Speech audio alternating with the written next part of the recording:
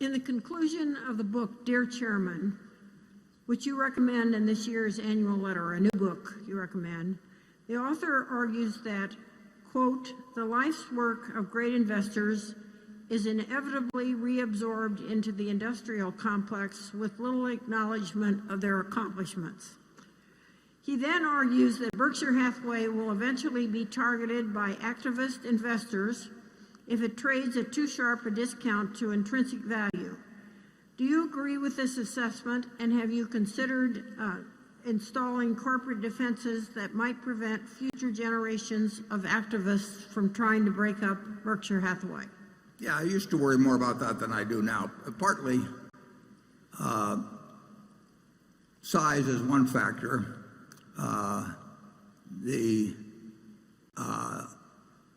I think the more important factor would be that Berkshire will always be in a position to repurchase very significant amount of stock, and as long as it's willing to buy that stock at some price, and it should be close to intrinsic value, there should not be a large margin in terms of anybody that might come along and think there'd be a lot of money to be made by breaking up.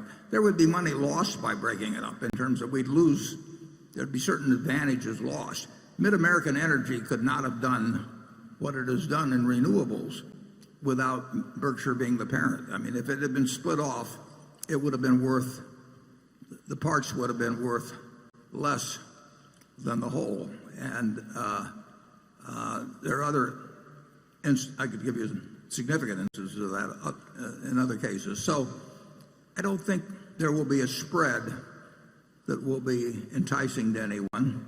And beyond that, I think the numbers involved would be staggering. And I think we have a shareholder base that recognizes the advantages of both the Berkshire businesses and its culture. And so I think it's very, very unlikely. But there have been periods in business history where stocks where practically all stocks sold at dramatic discounts from what you might call intrinsic value. And it's interesting that very little activity occurred there. And in the 1974 period, 1973 and 74, there were really good companies, one of which was Cap Cities, for example, that Tom Murphy ran, that was selling at a huge discount to what it was worth. But people did not come along, and so to some extent, when the discounts are huge, money is hard to get. It's not a huge worry with me. Actually, in my own case, because of the way my stock will get distributed to philanthropies after I die, it's very likely that my estate for some years would be by far the largest shareholder of Berkshire in terms of votes, even with this distribution policy that occurs. It's not something I worry about now. I used to worry about it some, but it's not a factor now. Charlie?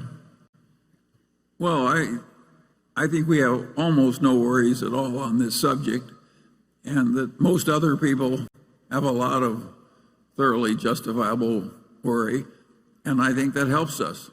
So I look forward on this subject with optimism.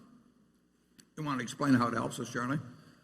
Well, if you're being attacked by people you regard as evil and destructive and so on, and you want a strong ally, how many people would you pick in preference to Berkshire?